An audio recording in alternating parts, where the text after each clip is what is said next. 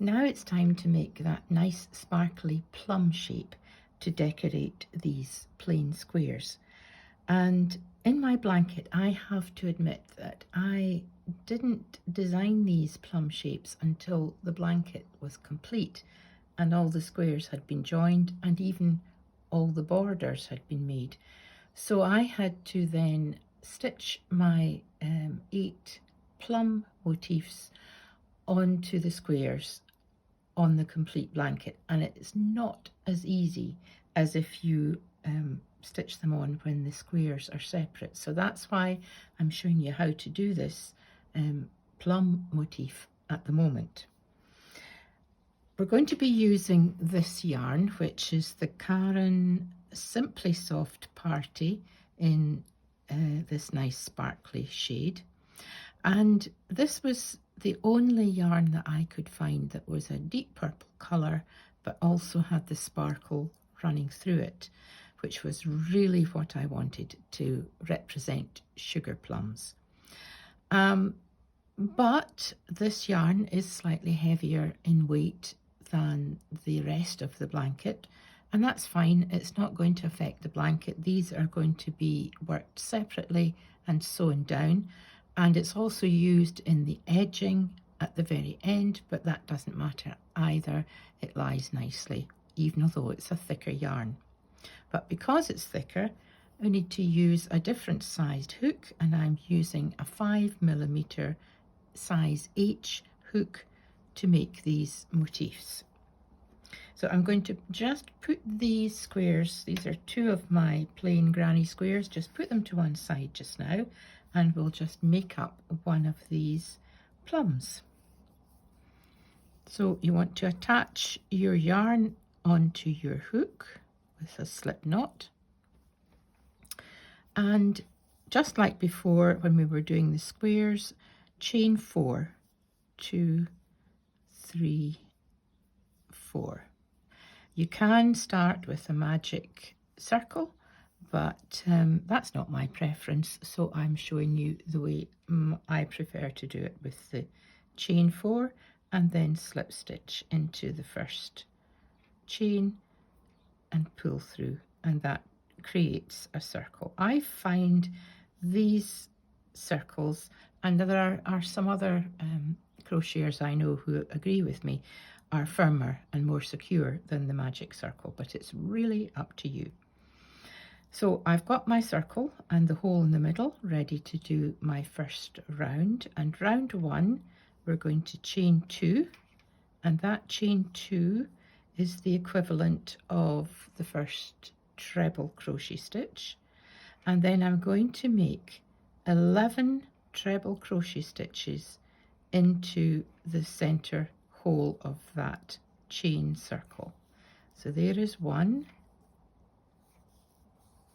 2, and you can see how the circle opens up, makes it easy to see as you're working. 3, 4, and 5, just got to work around, 6, and I'll see you when I've done the 11. So that's me come right round to form a circle. So counting the first chain 2 that you made plus the 11, you've got 12 stitches in total all the way round the circle. And now it's time to close it up as usual with a slip stitch into the top of that first chain 2 and close it into a proper circle. Next round, this is round 2, we're going to chain 2, and we're not turning in it or doing anything fancy, we're just chaining 2 straight on after that closing up of round 1. And then look for the little space, the little stitch. It's a funny looking shaped stitch immediately below that chain 2. It's actually this here. And that is where we're going to make one more treble stitch. So that goes in and a treble is made, and that's the start. Now all you need to do now is work into the top of each stitch all the way round with 2 treble stitches. I'll do one more to let you see.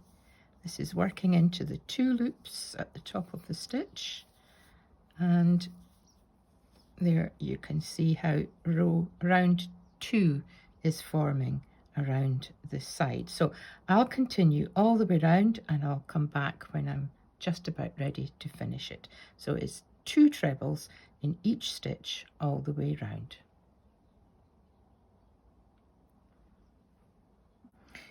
And that's what it looks like as round 2 is just about finished. I've just come round all the way with my treble 2, and all I need to do is find the top of that very first chain 2 and slip stitch. And that is our plum. Looks a little bit circular at the moment. Plums I have found can be circular or can be oval, and I'm going to pull it a little bit into an oval shape. But for the time being, we can cut the yarn and fasten off. And for this, I want you to cut your yarn a little bit longer than you would normally, because this is the yarn that you're going to use to sew it down onto the square. So we can pull that through, tighten it, and then before we start to sew it down onto the square, you want to turn it onto the wrong side. And I have decided, now it's really again your choice, but my decision was to actually sew it down onto the square with the wrong side uppermost. Why? Because this way it's a little bit of a cup shape, but if I turn it this way, it has a tendency to spring up and it gives you a bit of a roundness to the plum. So to me that was the answer. But my the tail of my starting yarn is on the wrong side at the moment, so I've popped it through to the right side, and I'm just going to pull that up. I'll push this out of the way just now and tighten that center hole. So I'm just working around and pulling it, and you can see how nice and tight it goes. Nice and firmly. And then back a little bit just to secure it. And then I can trim my yarn, and that's my plum. So let's take this square, and what I want to do now is find my plain pins. If you've got 2 or 3 plain pins, it's quite useful. It doesn't matter what kind of pins. These ones just happen to be glass-headed ones. This one's a little bit rusty, but never mind.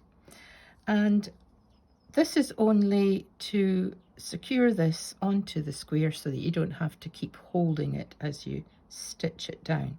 So what I'm going to do is I'm just going to try and match up the center hole of my plum with the center hole of the square. The easiest way to do that is to feel for it. So I'm just going to put my thumb there and put this over the top, and I can feel that this is now sitting in the middle, and then I'm going to pin it. Now if you pin it right in the middle, it can be quite difficult to get through that pulled in center, so I'm going to pin it just a little bit up from there. And as you stitch it down, you can give it a little tug, and if you can see what happens, it forms a oval shape, which is quite plum-like, I think. So I'm going to take my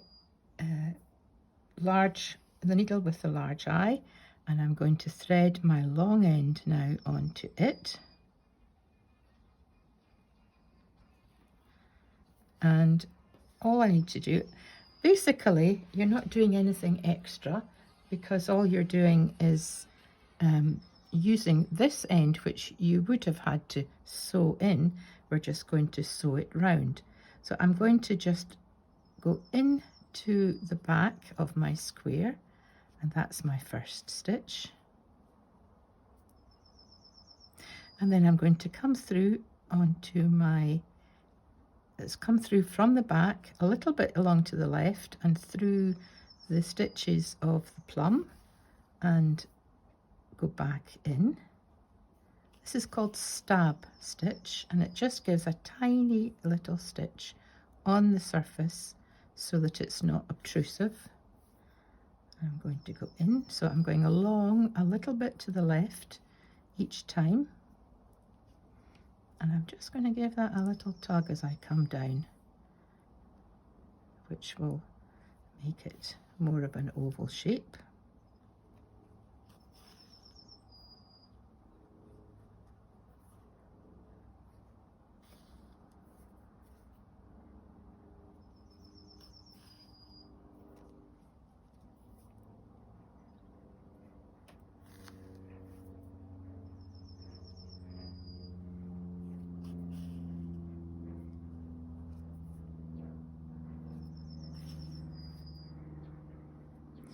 That's me around about half of it.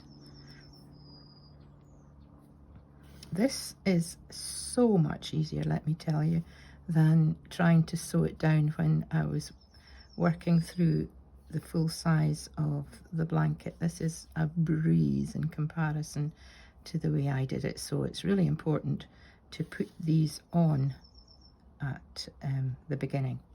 And I know that some people will question me and say, well, why did you not do a circle in a square so that you don't have to applique this on afterwards? And my reply to that is that it would sink into the crochet. It wouldn't be as raised as this plum is going to be. It would be a proper circle rather than an oval. And there is also, I find, a tendency for squares to become a little bit out of shape if you're adding something slightly different into the middle. We are going to be doing that with the next square, to be honest, but I just felt that when you're doing something quite tight like this, I preferred the idea of putting it on separately, and I think it's working really well. So I'm nearly back to where I started. You can always tell where you are because there's you can lift the plum up. I'm going to, if your yarn gets twisted, just let it drop and untwist. I'm hopefully going to have enough to get right round. If not, I'll just have to start another length. So that was about maybe 15-16 inches of a tail that I left to allow me to get right round.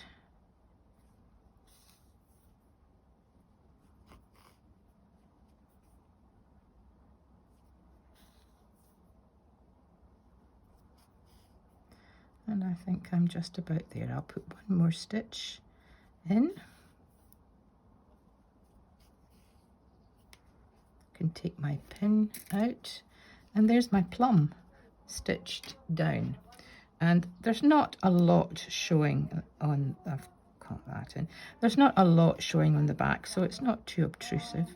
I'm just going to give myself a double stitch to hold it in place.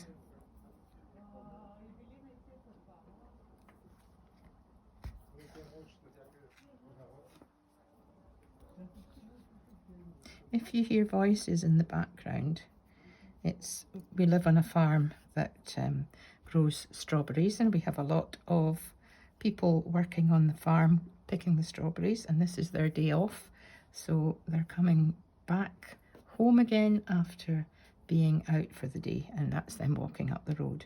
So there's my plum. Now, just to make it a little bit more plum-like, I decided to put a couple of, like a stalk and a leaf on with a little embroidery stitch, just to make it more like a plum, if you like. So I haven't actually looked out my colour for that, but the colours are in the pattern, but I'm using the lighter green because it's against the darker green square. So I'll just take length.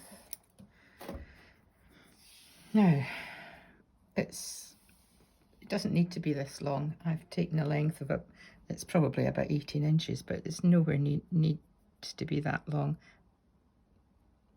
12 inches would be enough, I'm sure.